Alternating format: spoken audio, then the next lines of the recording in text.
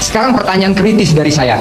Program apa yang dikerjakan KPAI sehingga bisa dikerjakan oleh apakah TNI atau polisi ataupun pesantren-pesantren supaya anak-anak kita baik semuanya? Apa program yang akan dilaksanakan? Iya, Saya menanyakan secara kritis. Kalau kita mau kita dorong adalah bagaimana memfungsikan keluarga, Pak.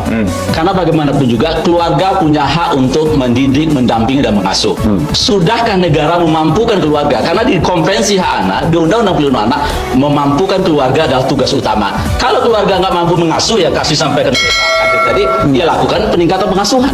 Kalau problemnya adalah ekonomi, intervensi melalui ekonomi gitu. Bukan ujung-ujung sok terapi masuk ke barat militer gitu kan. Tapi perlu diketahui begini, bahwa ini kan berjalan terus. Secara teknis, idealis silakan KPAI rapatkan kepada Pemda, dorong terus silakan. Tapi ini adalah extraordinary action yang perlu kita ambil sementara ini. Kalau nanti mau disempurnakan, monggo. Extraordinary action Saya hormat. ini penting menurut Anda?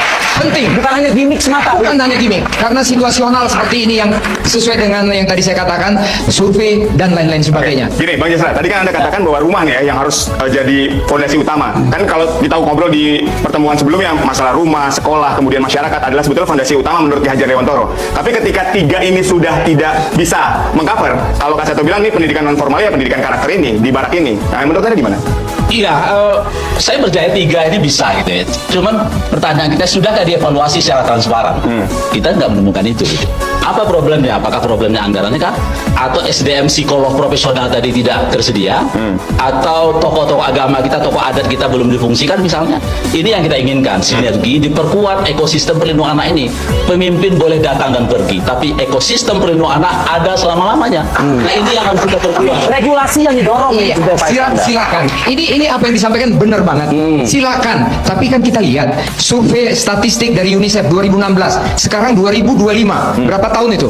6 tambah 5. 6 tambah 11 tahun. 11 tahun. Tidak ada yang berubah, tidak ada yang berubah. Makanya ini extraordinary action kita kerjakan. Nanti KPAI silakan. Kenapa enggak Angkatan Darat mendorong saja agar ini regulasi dipercepat begitu? Bukan, ini kan permintaan dari datang 1 kali atau 2 jam melihatnya saja. Itu yang suka menimbulkan asumsi-asumsi. Ya.